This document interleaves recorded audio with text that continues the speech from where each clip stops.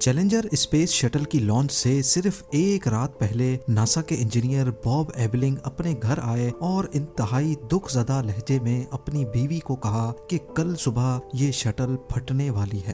अगली सुबह 28 जनवरी 1986 को सुबह के 11:40 पर स्पेस शटल को लॉन्च किया गया। हवा में लिफ्ट होने के 73 सेकंड्स के बाद वही हुआ जिसकी प्रिडिक्शन इंजीनियर बॉब एबलिंग ने की थी। स्पेस शटल फटकर टुकड़ों में बट गई और देखते ही देखते आग बगोला होकर जमीन पे आ गिरी। पर सवाल ये है कि उस रात ऐसा क्या हुआ था जो बॉब एबलिंग इस हादसे के बारे में इतना यकीन से कह रहे थे। चैलेंजर स्पेस शटल डिजास्टर क्यों और कैसे पेश आया और इसका असल जिम्मेदार कौन था। ज़ेम टीवी की वीडियोस में एक बार फिर से खुशामदीद। नाजरीन, ये मंजर पूरी दुनिया लाइव ब्रॉडकास्ट पे देख रही थी जब चैलेंजर आसमान में फटकर एक फायर बॉल बना और नीचे ओशन में आकर गायब हो गया। ये ना सिर्फ नासा और अमेरिका के लिए बहुत बड़ा नुकसान था, बल्कि इस दिल दहला देने वाले वाक़े ने पूरी दुनिया को सोग में धकेल दिया। चैलेंजर 7 लोगों को स्पेस में लेकर जा रहा था, जिनकी कुर्बानी को दुनिया आज भी नहीं भूल पाई।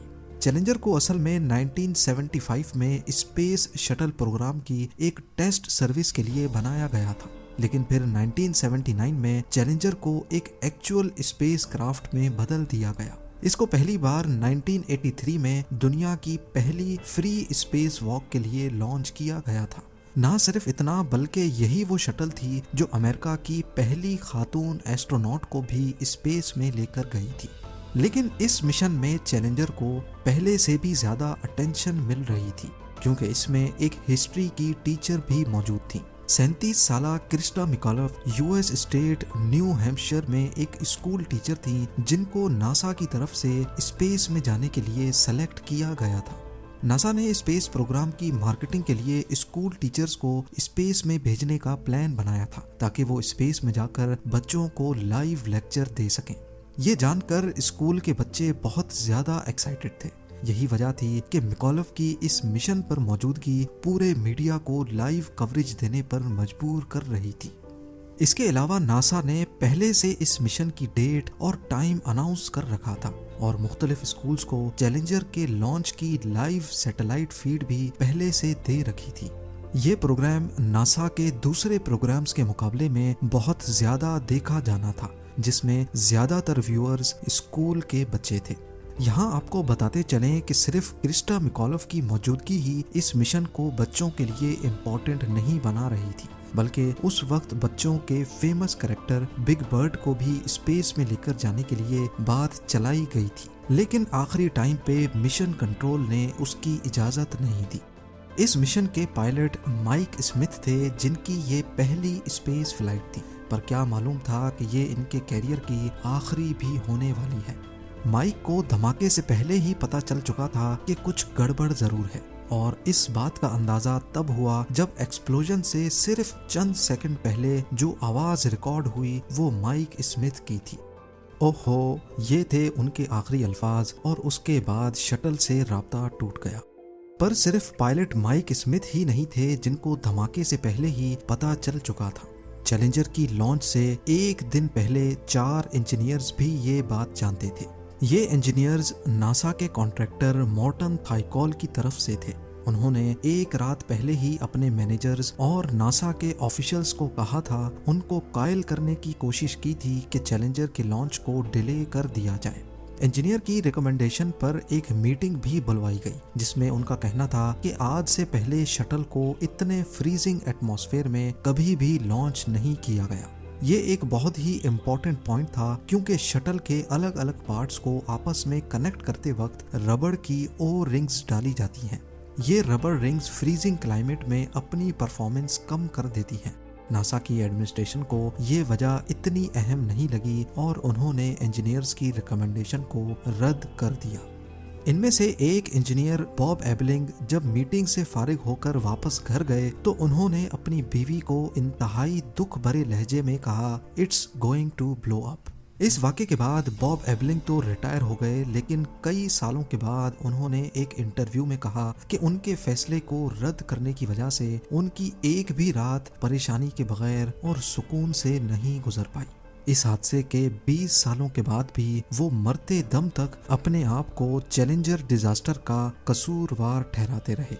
असल में नासा के कॉन्ट्रैक्ट इंजीनियर्स 100% सही थे। उस दिन हुआ क्या था, ये जानने के लिए हम चैलेंजर की ये फोटो देखते हैं।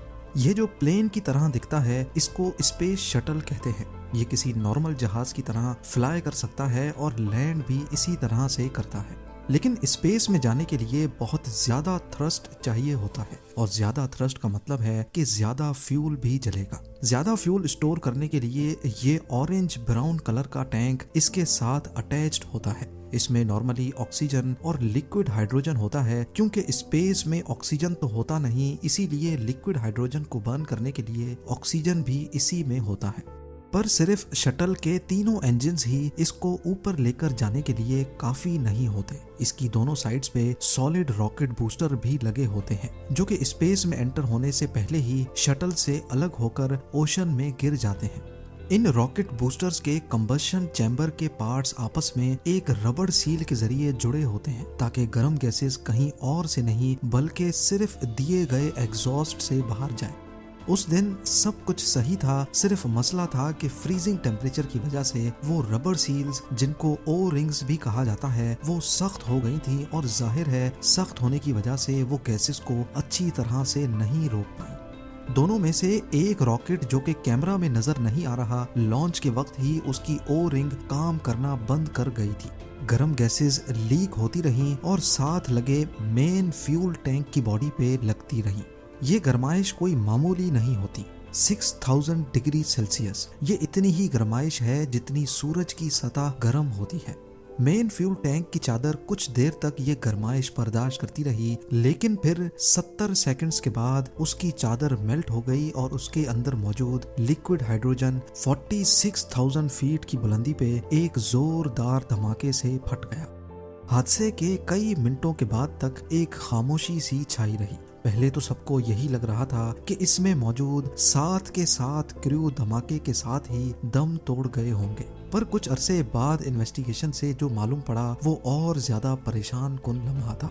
एक प्राइवेट इन्वेस्टिगेशन के दौरान ये साबित हुआ कि एक्सप्लोजन के वक्त शटल का केबिन फौरन डीप्रेशराइज नहीं हुआ था, जिसका मतलब है कि धमाके के बाद भी ओशन पर गिरने तक उसके अंदर सारा क्रू जिंदा मौजूद था। ये नासा के स्पेस फ्लाइट मिशन में पहली बार हो रहा था कि दौरान परवाज उन्होंने अपना क्रू आसमान में ही खो दिया हो।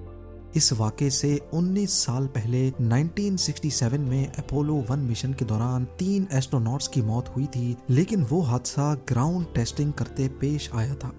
जिस दिन चैलेंजर को लॉन्च होना था, उस दिन यूएस प्रेसिडेंट रोनाल्ड रीगन को भी लाइव स्पीच करनी थी, लेकिन हादसे की वजह से उन्होंने अपनी एनुअल स्पीच डिले कर दी और लाइव आकर हादसे में मरने वालों के लिए दुख का इजहार किया। एक्सप्लोजन के बाद चैलेंजर का मलबा अटलांटिक ओशन में मीलों दूर तक फैल गया।